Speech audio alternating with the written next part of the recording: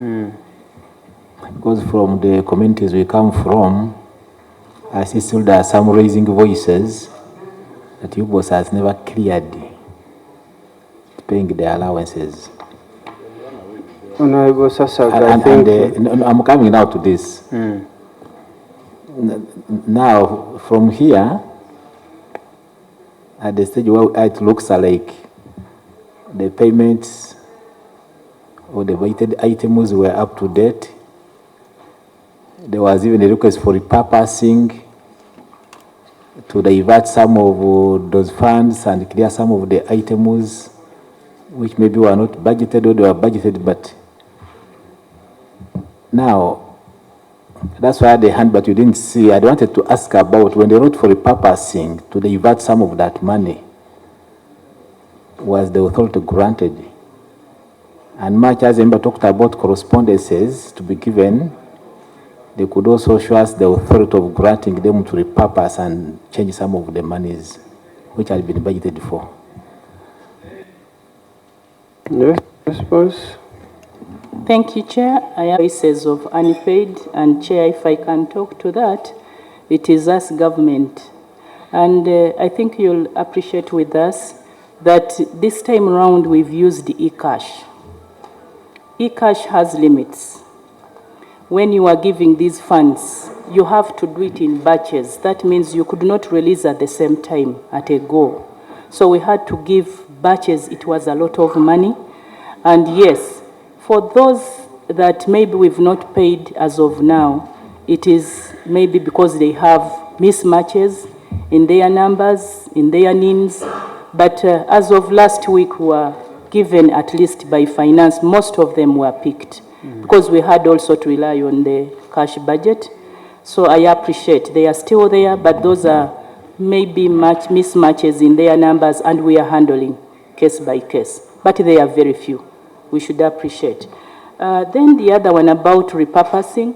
Chair, I did mention here that the repurposing was done in the previous year, not in this current year, and enumeration has been done in this current year. So repurposing was majorly for that critical activity of mapping. We never repurposed to do the other regular activities. So, Chair, yes, Honorable Sasaga, I think that matter will appear in the coming financial report of the Auditor General. As of now, we are handling 2022-2023. Yes? Yeah, thank you, Chair. But still for the repurposing, management accepted the recommendation as it has since strengthened the process from planning, implementation, monitoring, and reporting of activities. Management meets weekly to review activity implementation. Chair, to me, the response is redundant because we need to know the action plan. What have you implemented? This is what you should give us to unpack for us. What have you done right from the time the audit was conducted to date, so that we know exactly how you are moving. Meeting weekly to review activity plan is not enough, but we need to know what are you reviewing, what have you done in the last 1 year. That's what I wanted to submit here. Thank you so much. Please respond. Okay. Thank you, Chair. Needed to have mechanisms in place that track the implementation on weekly. That's the reason we put it here, to show that we are working. But, Chair, as you pictorial evidence from the inspection, and it is already responded to for most of it. Partially, it was implemented. It's only the other first two that actually I said now they are procured, they can be provided. But the others, actually, we can even find from the web. We have this information, Chair. Honorable Nangoli, check Appendix 3. You can find that. Honorable Kasolo, I saw your hand. When we look at this financial years, during the audit, I undertook a physical headcount value of statistics. We existed on the appointments into service. I feel say on the payroll include review. You can study that table. I established that 0.219 billion out of which 87.853 billion was used. You were given 37 billion and you utilized 35. Can you explain to that? So we had a plan, an implementation plan to recruit and fill the positions. And so what we did, we couldn't fill at a go. But Chair, there have been progress. At the time of the audit, we had filled 91%. As we speak, we have only 19 positions that are left to be filled. And this, Chair, going forward, we are saying that we are implementing in this financial year. Honorable members, yes, Michael. Look at the analysis of that table.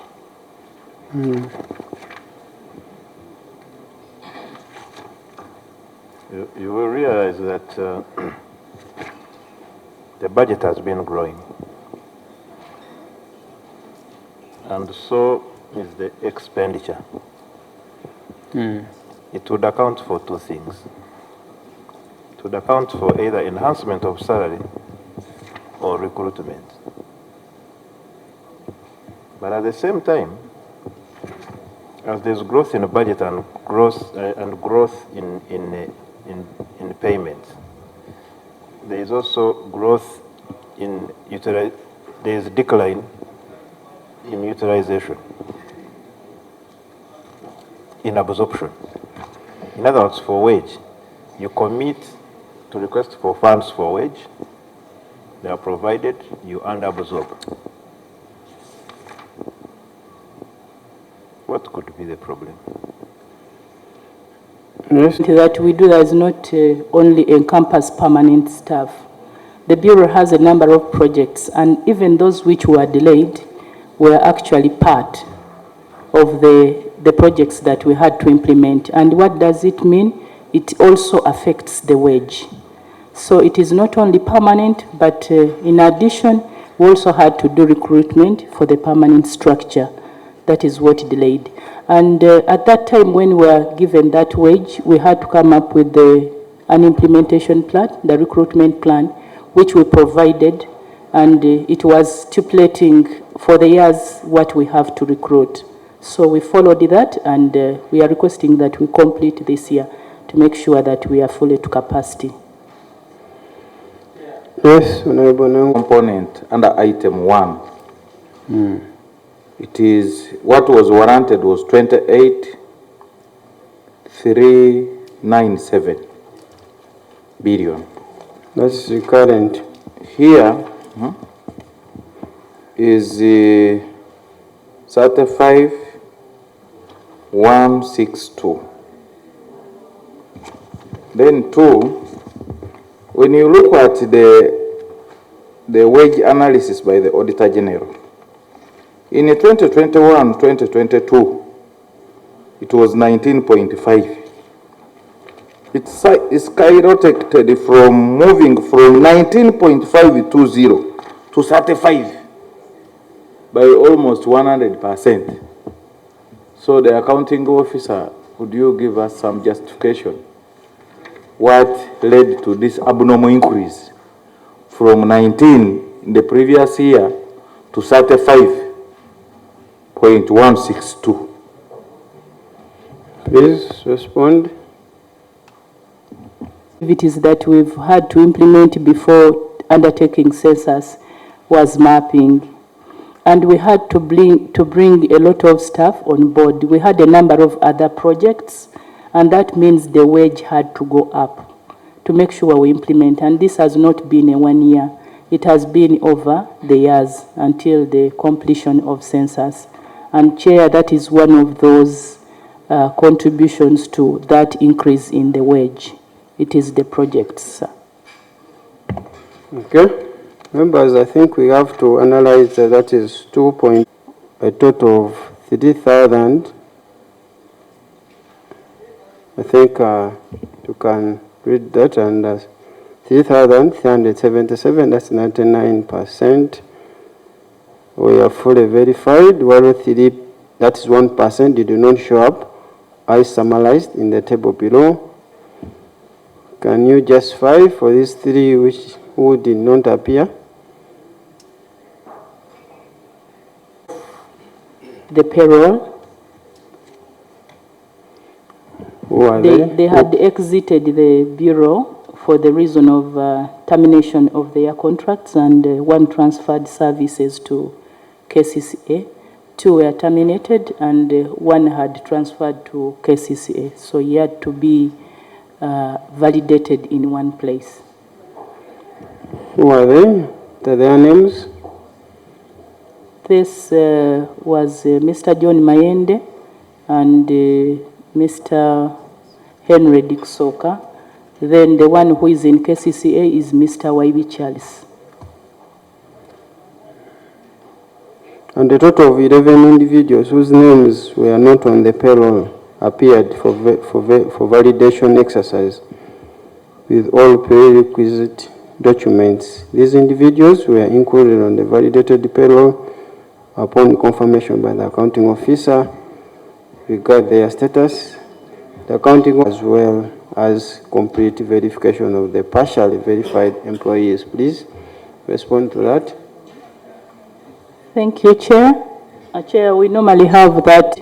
By that time, of course, there were new recruits, and we had to go through all the procedure to make sure that they are updated before they could appear. Yes.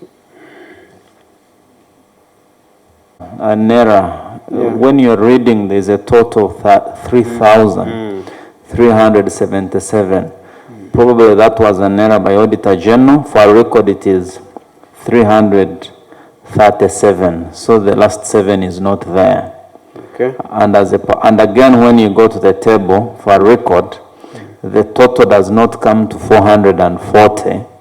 It comes to 340. And when you add the 11, it comes to 351 for purposes of record. Yes. It is not in the response because if you look at the errors, they are largely from Auditor General. We tended to concentrate on the numbers as provided. And as you can see, this is just a matter of a transposition or whoever was writing this report from the side of the Auditor General. That's why I wanted to make this clarification for record. Even in the exit meeting, you were not able to see. We did, and we did point it out. Probably Auditor General did not make the final amendments in the report. You see, the challenge is the response different from what you have submitted to the committee, unless you want to update your responses for further submission. Yes. And we could make, and that's why I thought I would make this submission here so that this one is taken on record. But for future audits at the exit meeting, we should be able to have all these clarifications made and in our response. But again, Chair, you see when we make responses, they go to Auditor General who finalizes the report. We do not have an opportunity again to come and look at the report before it is signed off. That's why we're making these comments here. Validation of short-term or temporary staff. And out of 497 employees, Uganda Bureau of Statistics February 2023 salary payroll, a total of 401, that is 81%. We are fully verified and partially verified, 196, that's 19%, did not show up as summarized in the table below. Members, you can look at that table.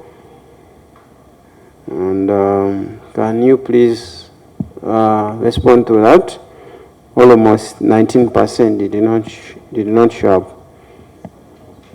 Contracts are not normally the same. So as you validate today, tomorrow you'll have a different number depending on the running projects. And so that is what happened. Some of these people had dropped off. And this we confirmed because we've presented evidence to this effect, Chair. Provide us with evidence, the list of these people, so that the committee can make procedures. This was attributed to, among others, errors at the time of data capture by NIRA. Please respond to this. Looking at what was filled on the form, as at a point of entry, there is a form that we fill as HR, and then they also required these employees to produce their national IDs, of which a number of, some staff, you would find that what they presented, because they go there to report, you don't accompany them. So it was a wake-up call, because we actually did now the validation and make sure that we align. So the issue was to choose which is which, but these are two different entities. So in their IDs, they were talking about a different age. And then on the form that they presented at the point of entry, some time back, even before they got the IDs. So Chair, we accepted this, and going forward, we took an update of the staff to make sure that we manage the human resource appropriately. That happened that year of under. We've updated the records according to the advice. At 100%? Yes, Chair. When you come in, we validate. We ask also for the national ID now. Give us the evidence to that effect. Provide all the updated list to the committee so that we can verify. We need evidence to that. It's a requirement to put a statement of staff on your financial statements. So when it's not there, you cannot know how many staff you have. So you need to update that. Now, Chair, on utilization of wage budget, Chair, we had partially dealt with it under 2.0. Really? We had partially dealt with it under 2.0. It is a transplant of that analysis for the same table. It's about underutilization of the wage budget. The reason as to why they did not consume 2.2 billion. I think, Chair, if I had the accounting officer had insinuated that they had not completed the recruitment. Okay, you have a comment to that? The supplement is supporting me. We had not completed, but going forward, I prayed that it's our prayer that we complete this financial year so that going forward we have a full structure.